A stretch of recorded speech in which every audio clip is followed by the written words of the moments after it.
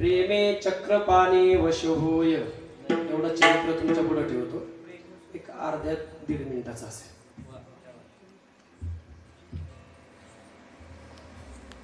तुकोबरायावरती प्रीती आणि प्रेम करणारं सगळ्यात जवळचं गाव म्हणजे लोहगाव.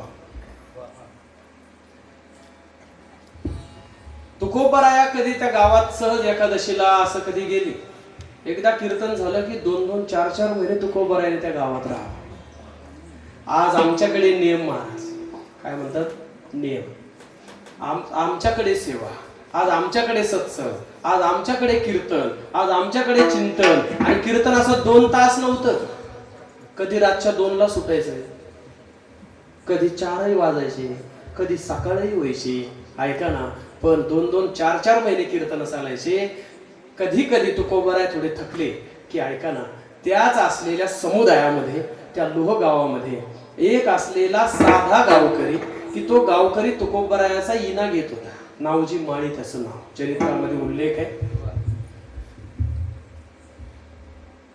तुकोबराय नसले की तो तुकोबरायाची असलेली सुंदरशी प्रतिकृती करायचा. तुकोबरायासारखं नाचणं, तुकोबरायासारखं भाव तयार करणं, तुकोबरायासारखी पगडी घालणं, तुकोबरायासारखे कपडे घालणं, तुकोबरायासारखं विठ्ठल विठ्ठल म्हणणं, गुणगुणणं. ऐका ना, या असलेल्या नादामध्ये एक दिवस तुकोबरायाचं थोडं शरीर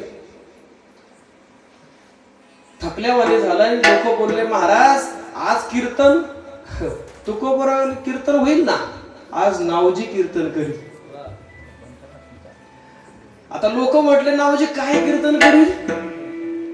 नावजी उभा राहिला. वेडे वाकुडे गाई परी तुझा जी म्हणवीन. त्याचा अंतरंगातला भाव शुद्ध होता, खूप चांगला होता. त्याने कीर्तन केलं. कीर्तन म्हणजे कसं, उगा आपलं बारीक पोरग उभं राहावा आणि उड्या हाणावा आणि मस्त विठ्ठल विठ्ठल म्हणावा. तुकोबरायासारखंच प्रतिकृती करत करत लोक हसवायचा, रंगवायचा. दुसऱ्या दिवशी सकाळी एक शास्त्री बुवा तिथून जात होते. तो म्हटला, गरे रात्री तूच कीर्तन केलं नाही का. तो म्हटला, हो. आहे का अभंग पाठ आहे काही. तुकोबराय कुठं, तू कुठं, बोलतो काय, करतोय काय. हा, असले ताळे करा जाऊ नको. साध्या माणसावरती असल्या माणसाचा जरा दबाव पडतो. ते भंगार बी असलं तरी नाही करणार काही काय. ते माळकरी बी नसलं तरी बी माळकरी दबतोय. नको नको साहेब आहे, अडकं खाऊन आलंय ते. वारकऱ्याच्या जीवनातली निर्भयता जर काढली ना महाराज, तर वारकऱ्यात काय शिल्लक राहत नाही खाली.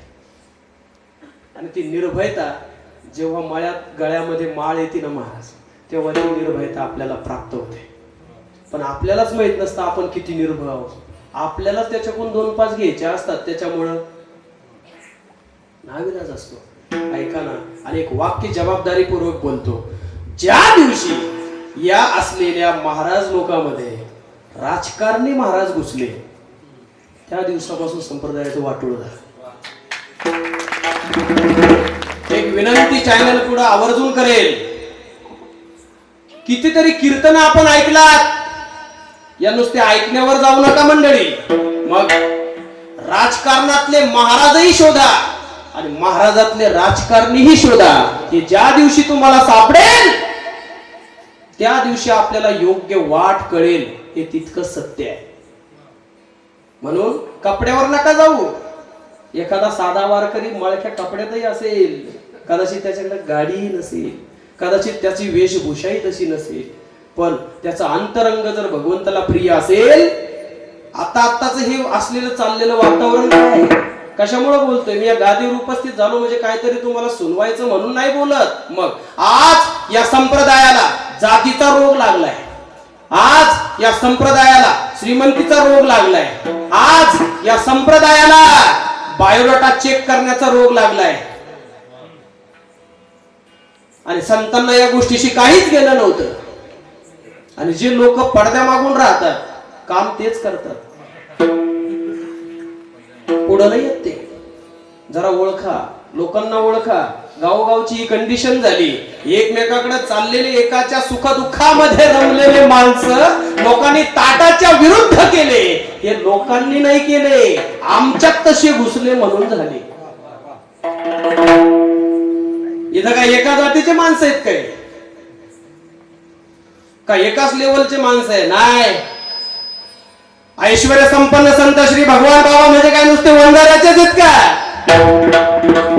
जगद्गुरु तुकोबराय म्हणजे काय नुसते असलेले कुणबी समाज, मराठी समाजांचेच आहेत का? नाही. अरे यांनी जातीपासून विमोड करायचं सांगितलंय. जात लावायची ना आपल्या शुभ कार्यामध्ये लावा ना. पण इथं नाही पेटलंय. भगवान महाराज आहे का? माळ्याचा आहे वाटतं.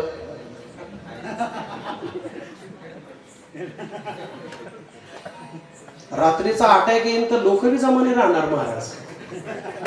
वाक्य खूप सिरियसली बोलतोय मी. जराही विचार करत नाही लोक. तुळशीराम दादा आहे, पाटील आहे वाटतं. तू झोप ना यार घरी.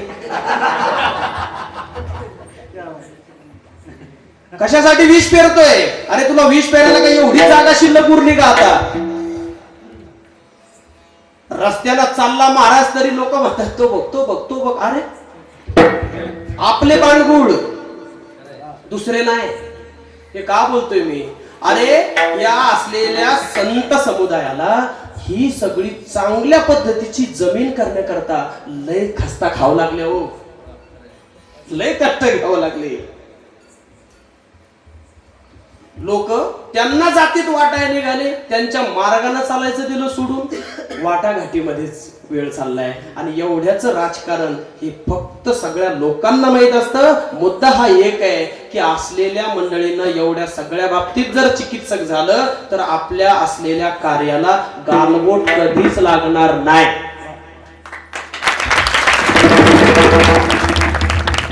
गरज आहे महाराज. ऐका, त्या नावजी माळ्याला कीर्तन करावं, त्या शास्त्रीनं धमकावलं. घरी गेला त्या दिवशी कीर्तनालाच नाही आला. तुकोबऱ्याने आठवण काढली का रे आज नावजी ते आला नाही. आला बाबा, नसेल आला. तोही असलेला शास्त्री झोपला. बजरंग बली स्वप्नात गेले.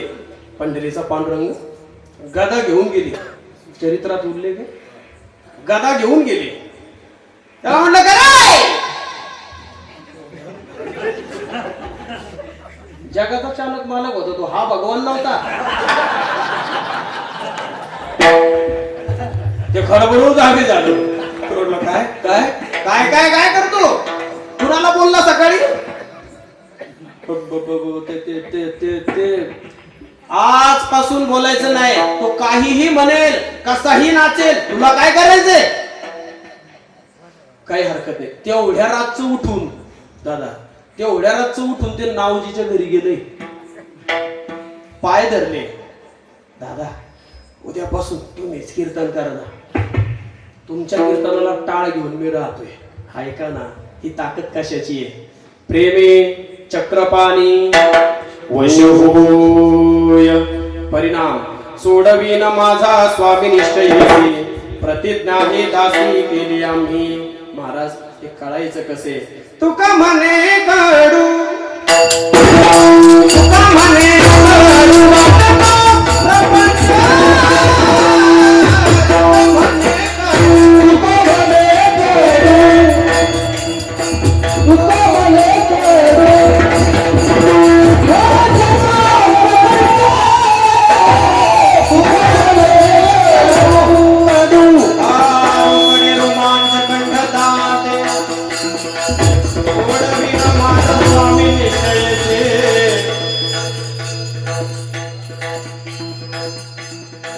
प्रतिज्ञा हे दासी केले आम्ही.